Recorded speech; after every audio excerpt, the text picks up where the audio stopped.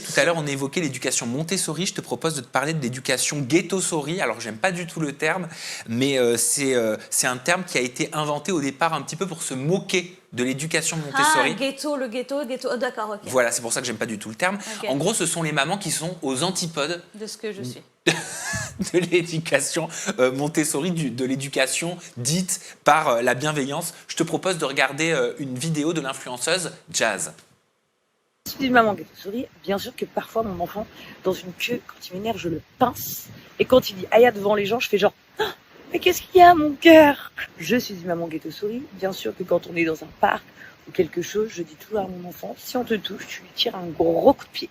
Je suis une maman ghetto-souris, bien sûr que quand la maîtresse me dit que mes enfants ont chahuté à l'école, devant elle, je fais genre que je suis d'accord et je dis à mon enfant qu'il ne faut plus recommencer. Mais dans la voiture, je lui dis t'as bien raison, continue, te laisse pas faire.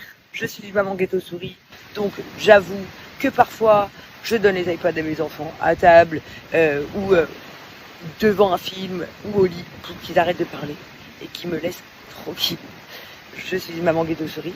Bien sûr que mes enfants mangent du chocolat et des bonbons et des gâteaux et des fast-food le week-end et même la semaine. Je suis maman ghetto-souris et bien sûr quand ils disent des gros mots, parfois ça me fait vraiment rigoler. Comment tu souhaites réagir déjà à cette vidéo qui sort sur une trend, bien sûr que.